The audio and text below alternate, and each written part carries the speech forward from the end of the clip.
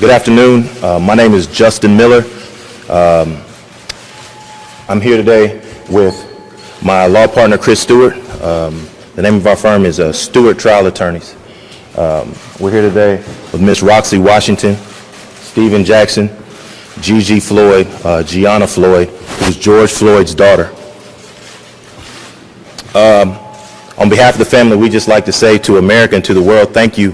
Thank you for being present with us in the moment. Thank you for caring, and thank you for showing your support. This battle, this fight is not over. And today we just want to show the world that George Floyd is not just a name, not just a meme, and not just something to be chanted. George Floyd was a real person. He was a good person, and he had people that loved him. And so we're here today to show the world these are the people that loved him, especially this young lady here and this young lady here. And with that, I'm going to pass it to my law partner, Chris Stewart, and he'll say a few words.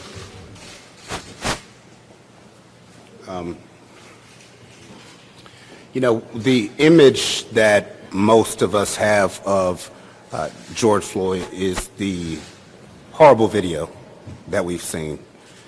We've seen the anger in the streets. We've seen so much violence. We've seen beauty also. We've seen people standing up and speaking up, and we've seen massive changes happen across the country. But what we really wanted the world to see is the beauty of their child. The beauty of Gianna, who's going to be taller than me soon, just like her dad. The beauty of Roxy, who is holding up strong throughout this. And the actual situations in life that these things affect. It's not just that someone passes and people are angry in the street. It affects people's actual lives and their futures. So a father was taken. You've seen Ben, who we're working with, and that team. A brother and sister lost another brother. And here I want to introduce you to Roxy and to Gigi.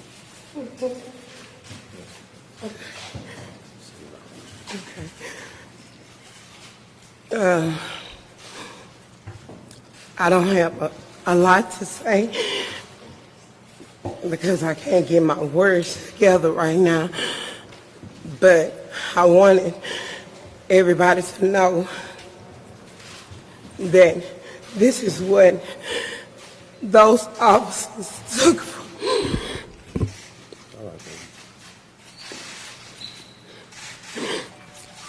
At the end of the day, they get to go home and be with their families.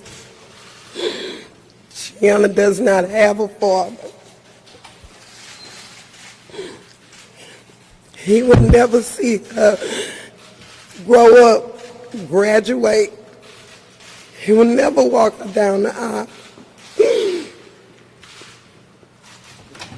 If it's a problem she's having and she needs her dad, she does not have that anymore.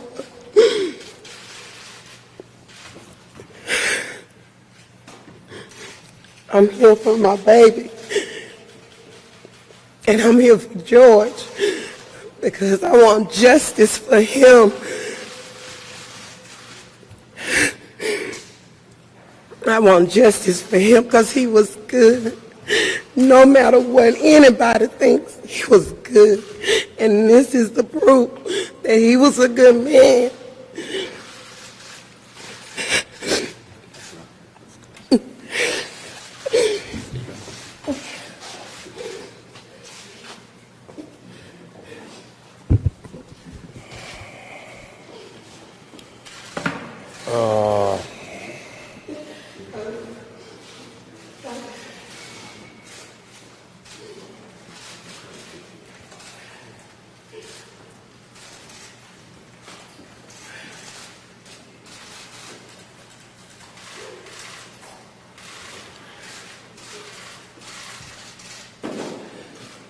It really don't make no sense.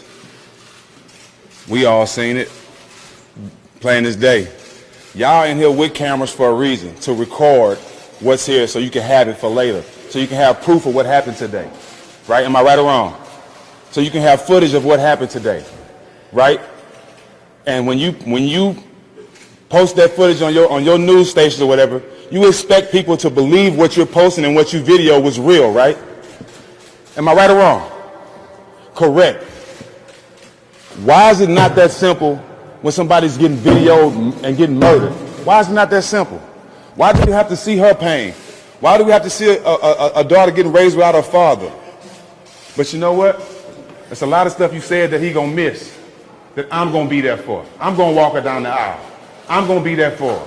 I'm gonna be here to wipe your tears. You dig what I'm saying? I'm gonna be here for you and Gigi.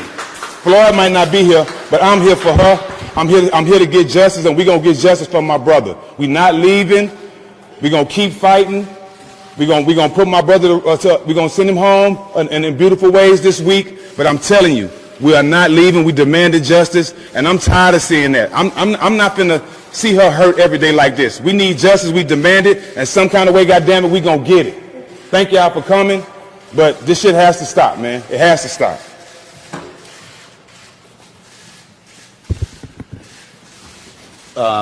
You know, we literally flew up here from Atlanta, where today the district attorney indicted 6 officers who were involved in beating those college students and tasering them.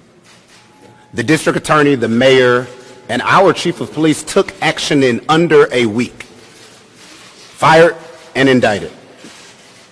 But yet here we're still waiting for the arrest of the other officers.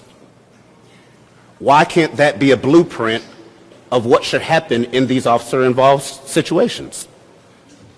The pictures last forever, but justice never truly comes in this, and time again, we're fighting these cases. Everybody at home is wondering why riots are happening, why protesting is happening. It is because situations like this do not get addressed. No one is saying that every police officer out there is out to try and kill somebody. But when someone does do something, when someone crosses the line, they have to go through the system and be held accountable. How is that not fair? And it always happens to African Americans. And the end result is this. And it's a circle because then it's held against a young African American child when they don't have a parent, when they don't have a father. Now we're somehow less than equal because we're missing that dad. Well, this is going to be the reason that Gianna is missing that dad. Through no fault of her own, through no fault of his. So this helps that cycle. And it has to end. And we plan on fighting until the end to make sure that that happens, even with new policies being instituted, with the investigation that was announced today. We hope to see further steps so that this never happens again. With that, we'll take a few questions.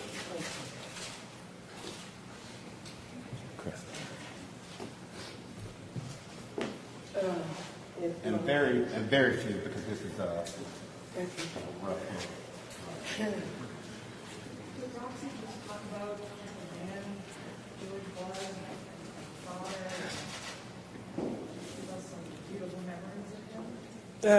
He was a good man as a father.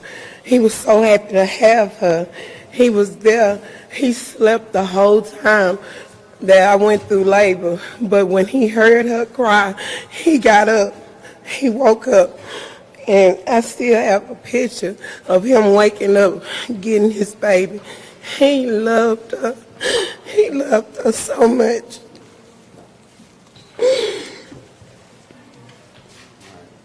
One last question. What can you tell us a little bit about what he told you when he wanted to meet you? What did he tell you? To work, to seek work, job opportunity.